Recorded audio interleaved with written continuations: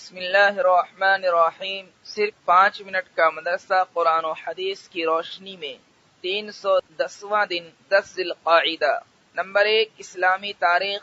حضرت عمر بن عبدالعزیز رحمۃ اللہ علیہ۔ حضرت عمر بن عبدالعزیز رحمۃ اللہ علیہ کی پیدائش سن 61 ہجری میں ہوئی۔ آپ رحمۃ اللہ علیہ کی ماں ام عاصم حضرت فاروق اعظم رضی اللہ عنہ کی پوتی تھی۔ اس رشتہ کی تاریخ یہ ہے، ایک مرتبہ حضرت عمر رضی اللہ عنہ نے اپنے زمانے خلافت میں اعلان کرایا کہ کوئی دودھ میں پانی نہ ملائے۔ اسی زمانے میں ایک رات گشت پر تھے کہ گھر سے آواز آئی، بیٹی صبح ہو رہی ہے، دودھ میں پانی ملا دے۔ بیٹی نے جواب دیا کہ اماں، آپ کو معلوم نہیں کہ امیر المؤمنین نے اس سے منع فرمایا ہے۔ ماں نے کہا کہ امیر المؤمنین اس وقت کہاں ہیں؟ ان کو کیا خبر؟ بیٹی نے جواب دیا، امیر المؤمنین کو خبر نہیں تو کیا ہوا، خدا تو دیکھ رہا ہے۔ حضرت عمر رضی اللہ عنہ نے اس گھر کو نظر میں رکھ لیا اور اپنے بیٹے عاصم سے کہا کہ تم اس لڑکی سے شادی کر لو، مجھے امید ہے کہ اس سے ایسا جواں مرد پیدا ہوگا جو سارے عرب پر حکومت کرے گا۔ عاصم نے اس سے نکاح کر لیا۔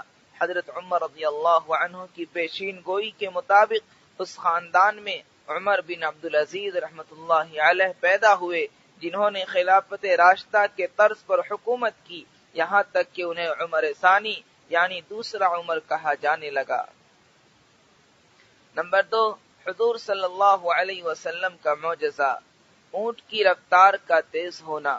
حضرت جابر رضی اللہ عنہ سے روایت ہے، ایک سفر میں میں آپ صلی اللہ علیہ وسلم کے ساتھ تھا۔ میرا اونٹ اتنا تھک گیا تھا کہ چل نہیں سکتا تھا۔ آپ صلی اللہ علیہ وسلم نے فرمایا، تمہارے اونٹ کو کیا ہو گیا ہے؟ میں نے کہا، تھک گیا ہے۔ آپ صلی اللہ علیہ وسلم نے اس اونٹ کو ہانکا اور اس کے لیے دعا کی۔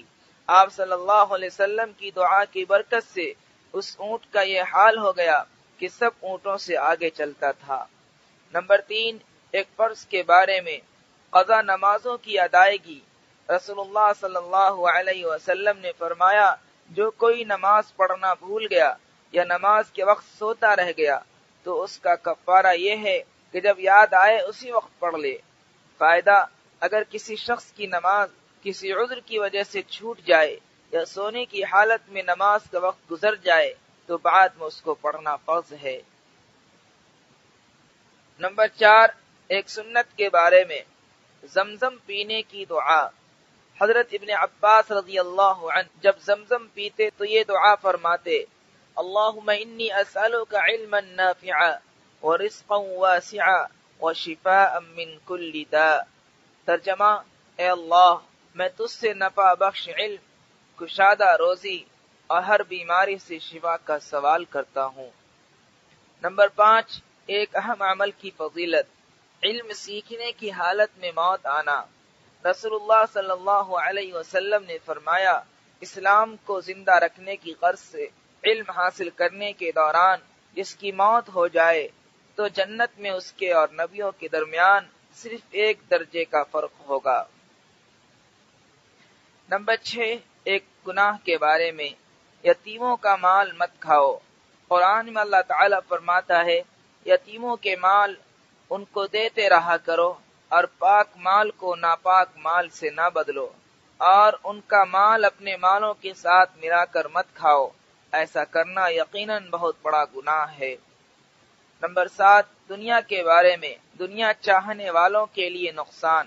قرآن میں اللہ تعالیٰ فرماتا ہے، جو شخص آخرت کی کھیتی کا طالب ہو ہم اس کی کھیتی میں ترقی دیں گے، اور جو دنیا کی کھیتی کا طالب ہو کہ ساری کوشش اسی پر خرچ کر دے تو ہم اس کو دنیا میں سے کچھ دے دیں گے، اور ایسے شخص کا آخرت میں کوئی حصہ نہیں۔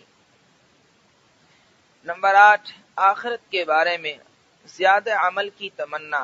رسول اللہ صلی اللہ علیہ وسلم نے فرمایا، اگر کوئی بندہ پیدائش کے دن سے موت آنے تک اللہ کی اطاعت میں چہرے کے بل گرا پڑا رہے تو وہ بھی قیامت کے دن اپنے سارے عمل کو حقیر سمجھے گا اور یہ تمنا کرے گا کہ اس کو دنیا کی طرف واپس کر دیا جائے تاکہ اور زیادہ نیک عمل کر لے۔ نمبر 9، طب نبوی سے علاج۔ بیماریوں سے بچنے کی تدبیر۔ رسول اللہ صلی اللہ علیہ وسلم نے ایسی جگہ بیٹھنے سے منع فرمایا ہے کہ جہاں بدن کا کچھ حصہ سایہ میں ہو اور کچھ حصہ دھوپ میں ہو۔